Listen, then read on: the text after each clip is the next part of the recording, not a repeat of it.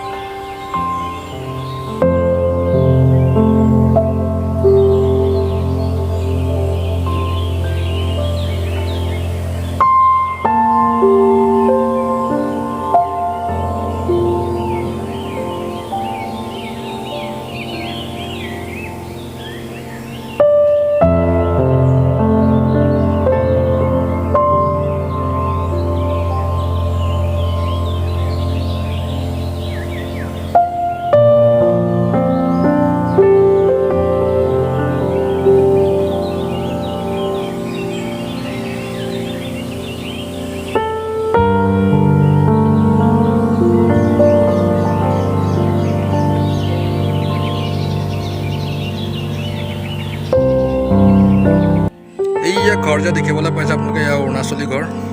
এয়া মানে আমাৰ অসমৰ মাটিতে বৰ্তমান আছে। এইটো অসমৰ মাটি নহয় জানো? অসমৰ মাটিতে আছে।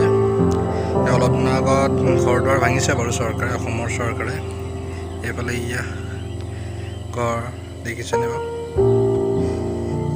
তাৰপৰা সেইটো দেখিছে, সেইটো এই লাইটৰ পোষ্টটো যে দেখিছে, সেইটো এই লাইটৰ পোষ্টটো, সেইটোৱে ৰাস্তা বনাইছে। আমাৰ অসমৰ মাটিতে আছে আধা ৰাস্তা। এই তাৰে কিবা মিটিং হৈছে সেইদিনাখন, কি কৰে নাজানো চৰকাৰে। এইখন যে দেখিছে গছৰ ওপৰত চাং এখন যে বনাই থোৱা আছে, এইখন হ'ল হাতী খেদা চাং। মানে ইয়াত বহি লৈ মানে মানুহে হাতী যদি আহে মানে, তেতিয়া তেখেতসকলে আৰু অকণমান বাধা দিয়া হাতীবিলাকক। এইখন চাঙৰ পৰাই পৰি আমাৰ ইয়াৰ ল'ৰা এজন মৰিছিলে, চাঙৰ পৰা পৰি হাতী খেদিবলৈ বুলি ৰাতি শুই আছিলে, বাগৰ মাৰি দিলে টোপনিত, তলত পৰি মৰি থাকিলে। তলত মানে শিলগুটি আছেতো। ভয়ে ভয়ে অকণমান আগবাঢ়ি আহি আছোঁ, কিমান দূৰলৈ যাব পাৰোঁ চাওঁচোন বাৰু অকণমান। যদি পাৰোঁ বাৰু আপোনালোকক দেখুৱাম আগলৈ গৈ, কিন্তু ভয় লাগিছে। মানে ওচৰৰ মানুহ এজনে কৈছে হাতী আছে বুলি ওচৰতে। তেখেতসকলৰ সন্মুখততো ওলাবগৈ নোৱাৰি আৰু গৈ।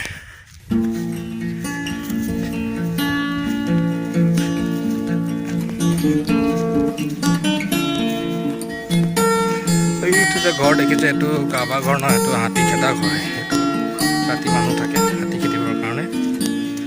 তাতে হাতী খেদিবৰ কাৰণে মানুহ ৰাতি থাকেগৈ।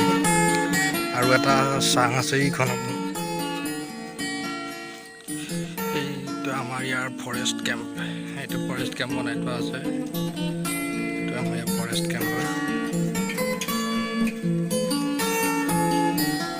এইডাল যে দেখিছে তাঁৰডাল, এইডাল হ'ল ঝাটকা লাইন। মানে হাতীৰ কাৰণে দিয়া হৈছে, হাতী মানে এইফালে আহিব নোৱাৰাকৈ ঝাটকা লাইন দিয়া হৈছিলে।